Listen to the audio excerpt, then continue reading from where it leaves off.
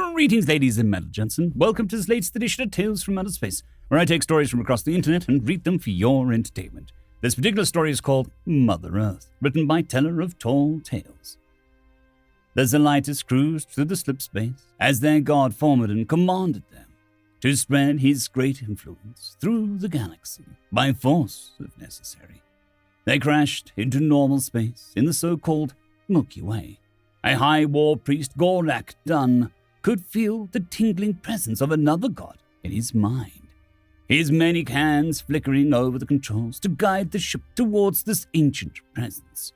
Whether by the grace of Formidon or sheer chance, they'd warped in near the presence origin. The high war priest could see the god's domain, a small blue marble, dotted in the swaths of green. With excitement buzzing in his nerves, he pushed the great warship into this god's domain. There was a shift in the presence, its aura flaring with power as it awoke. Even the low-born felt this great entity's waking. Gorak Dun felt something odd. Uncertainty grew in his chest as he closed his eyes, ready to be the conduit through which Formidon would speak to this god of the blue marble. Gorak Dun found himself bewildered. Where he'd expected a grandiose hall or a castle for this entity to reside, he instead found himself seated in a small stone domicile. A grey-haired being hunched over a small hearth, softly stroking a healthy fire. Gorak Dun studied the being, a main trunk with 4 limbs, 2 on either side, on top and the bottom of the trunk. The head sat on a sturdy, wizened shoulders as the being slowly stood, gently seating themselves on a cushion of animal hide beside the fire. When the being refused to face him, Gorak Dun let Formidon speak through him. "Face my messenger, pitiful god. Pray your memory is only forgotten by your people." The wizened old female slowly turned to gaze at the young, many-armed man wreathed in fire of his people. It was dim, erratic, guttering in its infancy. The old female laughed gently, shaking her head before speaking in a soft, matronly voice. "No, darling, my people hardly know my influence anymore. I see your flame burns dimly, but maybe you would be able to turn my people against me." Formidon was angered. How dare this weak and withered hag speak to him like that? He raised a limb, summoning a mighty fiery spear of his people. He leveled it at the god before him, small fire, before speaking. "I will see you personally forgotten, hag. I will wipe your people from the galaxy and watch you fade with them." He hurtled the spear at the small fire, only to suddenly be trapped in a raging inferno, the heat and smoke suffocating him, drawing the oxygen from the fire of his people as the old woman's voice echoed around him.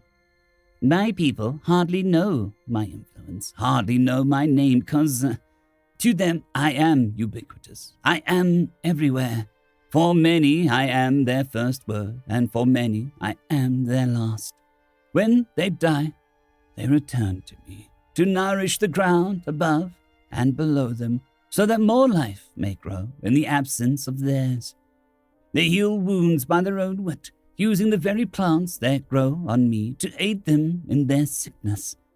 They have scarred my skin in many wars, but from each scar rises beauty, cities that stretch out like fungus to the heavens, carving streams and reintroducing wildlife. They are more than just my people, young Formidon." The fire burnt away, revealing 2 figures that looked so much like the god that gave them life, tilling the blackened soil and sowing new life where there had once been death, carving a stream bed through the ash to bring water and fish to their plot. More of the figures seemed to form from the ash and dust, planting, healing, hunting, and building. Formidon watched millennia of these beings as they spread throughout the blue marble. As they aged, they faded and crumbled into the dust they had formed from, leaving behind great monuments and cities to be remembered by. "They are my children, extensions of my power and self.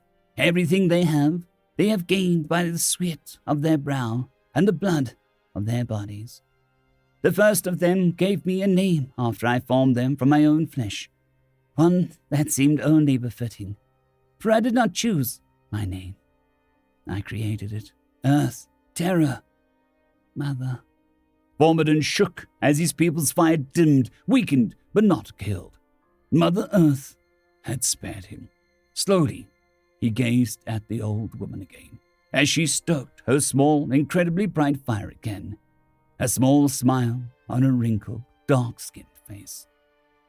They have grown independent of me. The joy that brings me is impossible to describe to one as young as you. We are concepts, Formidon. We change, we age, wither, and fade, and often our people with us. It brings me peace knowing that when my people eventually leave and forget their mother, they'll survive, and just maybe they'll thrive. Gornak Dunn opened his eyes to a quiet ship and began to weep as his god did, with regret and anguish. Formidon quietly scooped the fire from his body, placing it in a golden hearth and stoking it, feeding his people his own power and flame. It weakened him, it hurt, but it strengthened his people in both mind and body. He gave them more, making them independent of him, giving them true, free will. As he began to fade without the heat of their flame, he smiled, watching his once grand palace darken around him.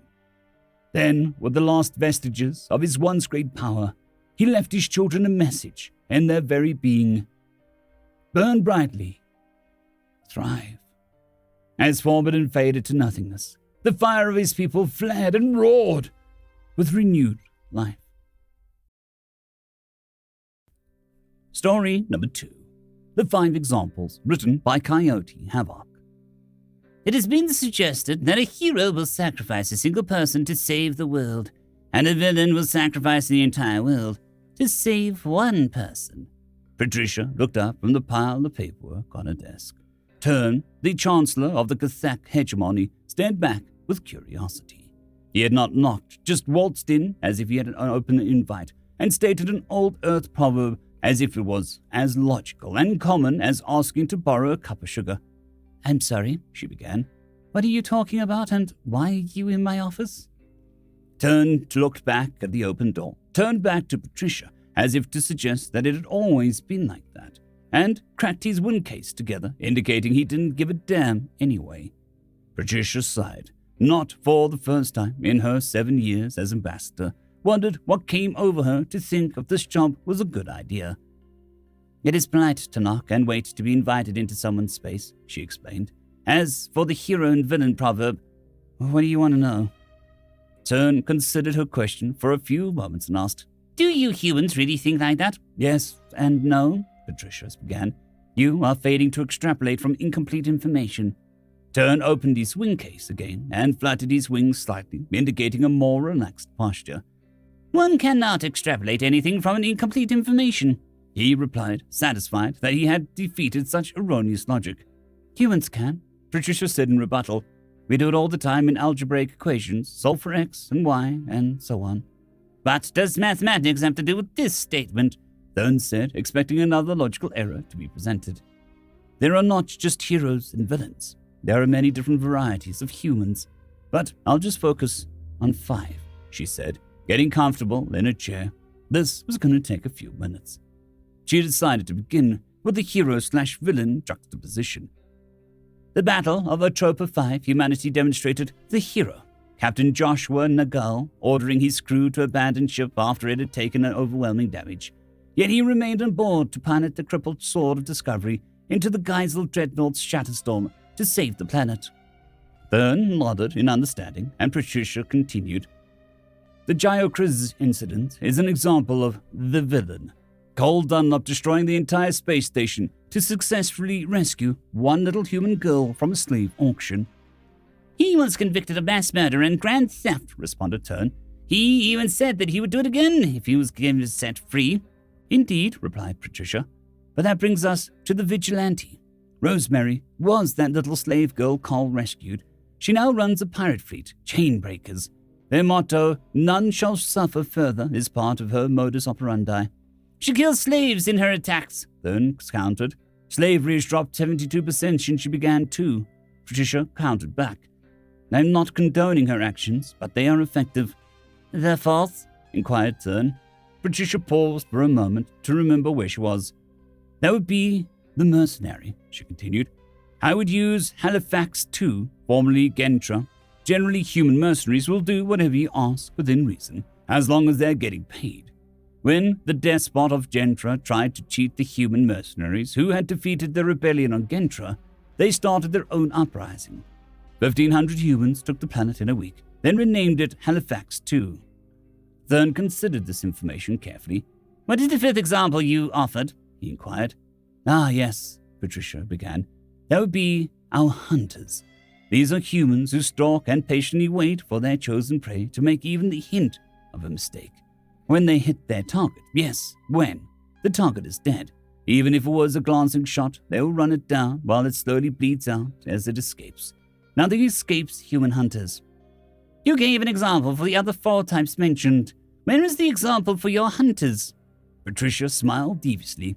"Forget to knock again, and you'll find out firsthand." End of story.